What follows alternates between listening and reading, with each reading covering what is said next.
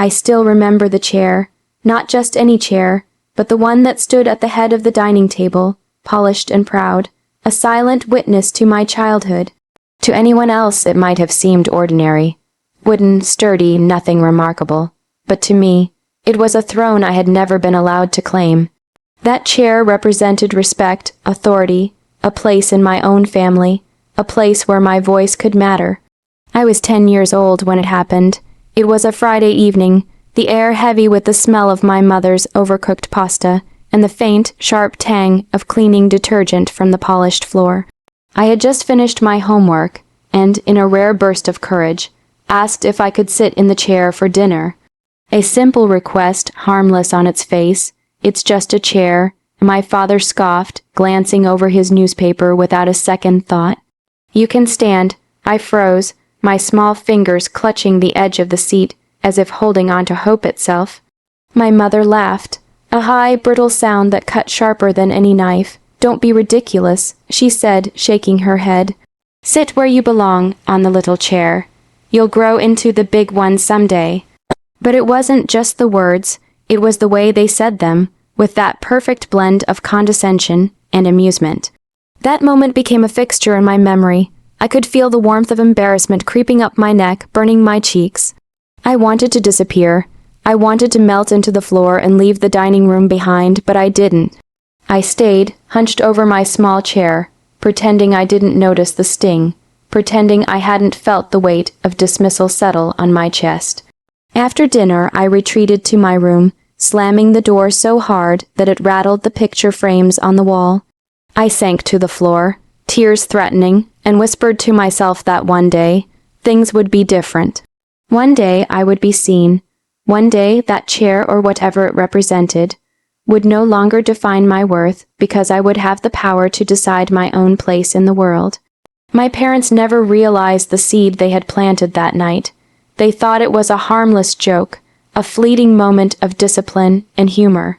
But for me, it became a silent torment, a reminder that no matter how hard I tried, I was always one step behind in their eyes. Every small achievement was met with a shrug, every triumph with a smirk. I learned early that approval was fleeting and affection was conditional. School became my refuge. If I couldn't earn respect at home, I would find it elsewhere. I poured myself into studies, into writing, into creating a space where I mattered. I wrote stories where the heroes were seen, where their voices were heard, and where every insult could be avenged with cleverness rather than violence. In those pages, I imagined standing tall, commanding attention, earning recognition. But even in my victories, the shadow of that chair lingered. It reminded me that no matter how far I went, the memory of humiliation could never be erased. It could only be transformed into resolve. As I drifted to sleep that night, the chair haunted me. I could see it in every corner of my dreams, towering over me, polished and imposing. But for the first time, I didn't feel small. I felt a spark. Tiny but undeniable. One day I would claim my place. One day, the laughter that had echoed around that table would be silenced by my own triumph. And when that day came, it wouldn't just be about a chair. It would be about respect, about dignity, about the quiet satisfaction of finally being seen. Adolescence hit like a storm, shaking the foundation of everything I thought I knew about my parents, about myself, and about the world. The chair incident, which had seemed so small at first, had grown into a symbol of all the ways I was dismissed, minimized, and underestimated. Each mocking comment, each casual dismissal, piled on like invisible bricks, and I learned early that survival meant turning pain into fuel. School became my proving ground. Teachers were the first to notice that I wasn't just another quiet kid. I absorbed everything with a hunger that surprised even me: math formulas, literature, history. I spent hours at the library, losing myself in stories where the underdog outsmarted the oppressor, where the powerless found ways to turn the tables.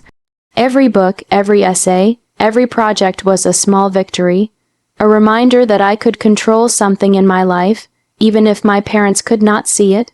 Yet the house remained a cage. Even as I grew taller, stronger, more capable, their words still cut deeper than anyone else's could. Why do you care so much? My father would ask, exasperated, "It's just a game, just grades, just a chair. You'll get over it." My mother would add her delicate smile, that smile that never reached her eyes. "You're too sensitive. You need to toughen up." But I wasn't sensitive. I was awake to the small cruelties that hid behind ordinary sentences, awake to the imbalance of power, awake to the truth that love without respect was just a performance. I started noticing patterns in the household, the way money controlled every conversation, the way every decision was framed to assert authority, the way their laughter could wound like a whip. It wasn't just the chair, it was everything that came after it. Teenage years sharpened my mind and my ambitions. I learned that power could be subtle, that influence often came disguised as advice or opportunity. I started earning my own money, taking small jobs, saving every penny. I built skills, honed talents, and tested limits, all while wearing the mask of the obedient, dutiful child my parents expected. They never suspected that behind my quiet compliance, a storm was gathering. Each mocked suggestion, each joke at my expense, added fuel to a fire they could not see. I also discovered allies outside the house. Mentors, friends, teachers, they noticed the spark that my parents dismissed. One teacher, Mrs. Callahan, told me once, "You're like a seed planted in rocky soil.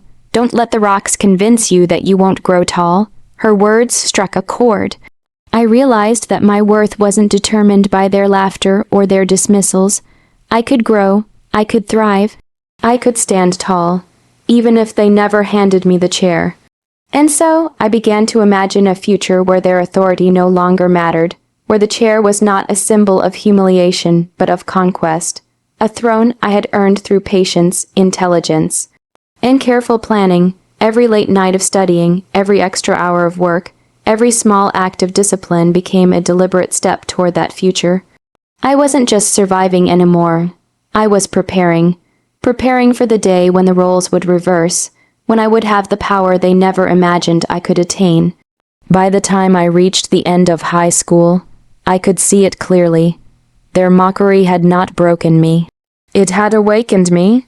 It had taught me the cruelest lesson, the lesson that some people derive pleasure from seeing others small, but it had also given me the greatest advantage, the knowledge that revenge would taste sweeter when served with intelligence and patience, and in that knowledge, I began to feel a quiet, simmering satisfaction.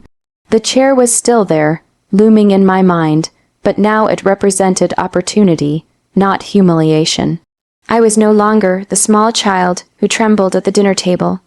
I was awake, aware, and unstoppable in ways they could never have predicted.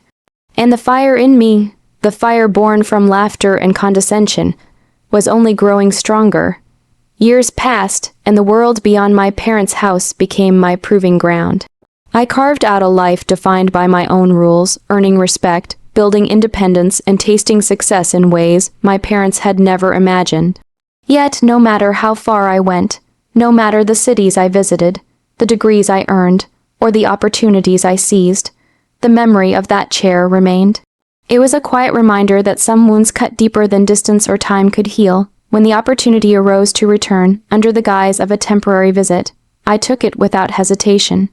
I told myself it was for convenience, perhaps even nostalgia.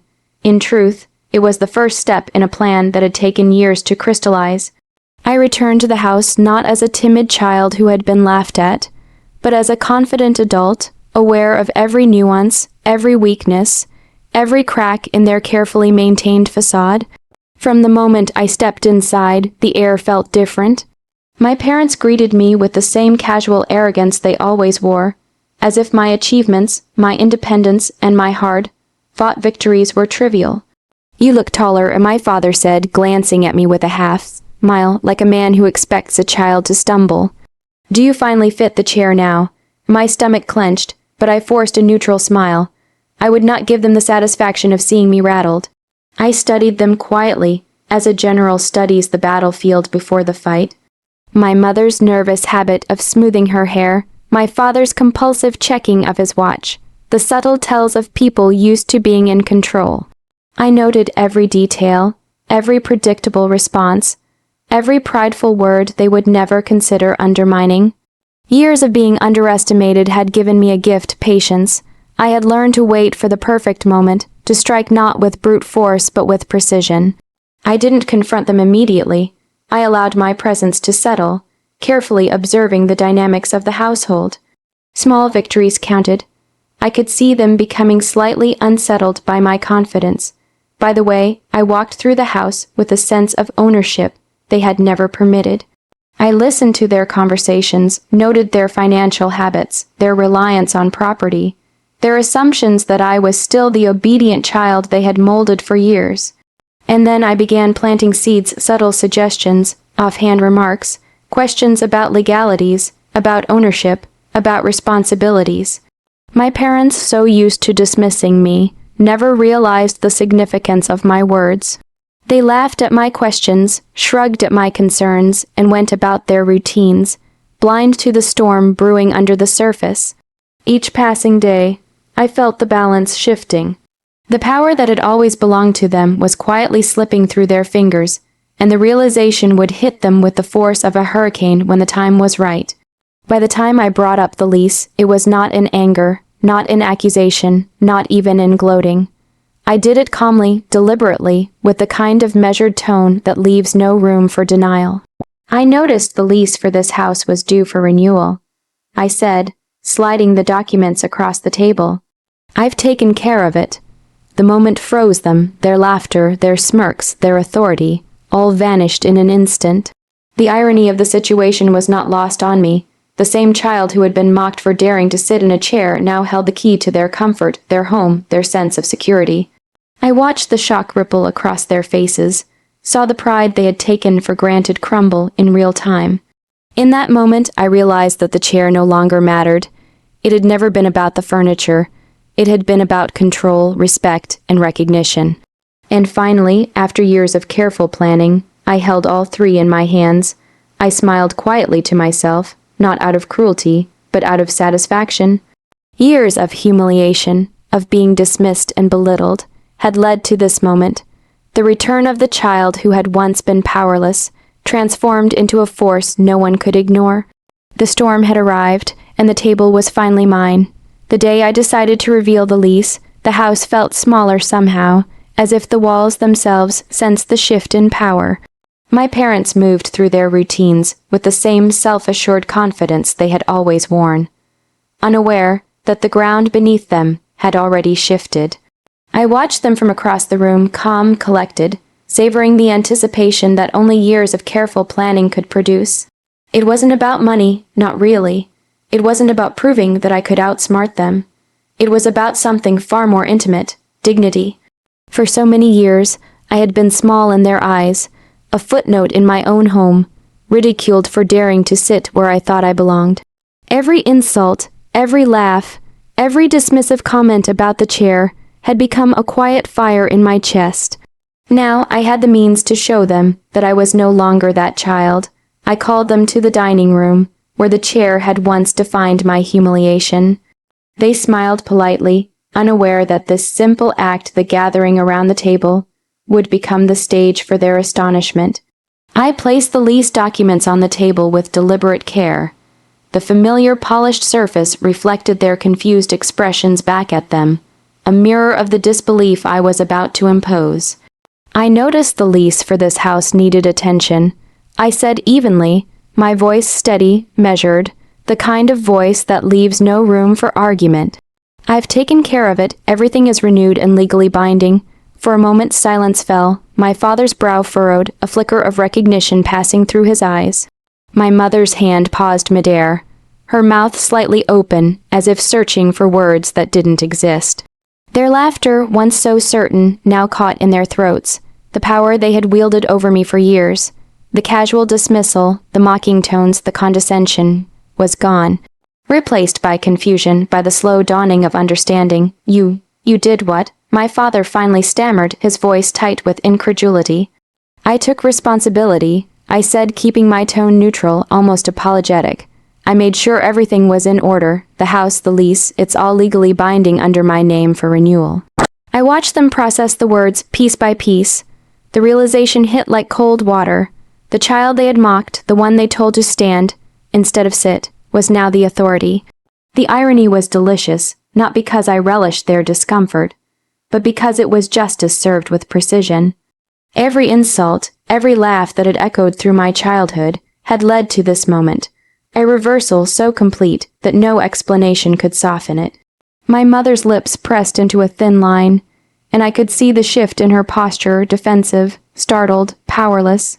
My father's hand, which had once gripped the chair as a symbol of authority, now hovered uselessly, unsure where to place it. The room, once filled with my subjugation, was now silent in recognition of my presence, my control, my triumph. I didn't gloat, I didn't mock. I simply allowed the quiet to speak louder than any words could. I had waited, planned, and grown stronger, and now I let the truth stand. The child who had been dismissed, the one who had been told it's just a chair, had become the person who held the reins. And in that moment, I finally understood something I had carried silently for years. Revenge is sweetest not when it is shouted, but when it is inevitable. When every move has been calculated, every insult remembered, and every injustice quietly catalogued. When the ones who once held all the power realize, with a mixture of awe and disbelief, that the tables have turned entirely. I stood walking past the chair that had tormented me for so long. My fingers brushed its polished surface, and I didn't feel anger or pain, only a serene satisfaction. The chair had ceased to matter. It had been transformed into a symbol, not of humiliation, but of the dignity I had finally reclaimed. My parents sat frozen, their laughter silenced, their authority evaporated, and I realized in a quiet, powerful way that the sweetest revenge isn't loud. It isn't cruel, it's patient, intelligent, and inevitable. It's the slow, undeniable recognition that the person you once dismissed is no longer standing, you are.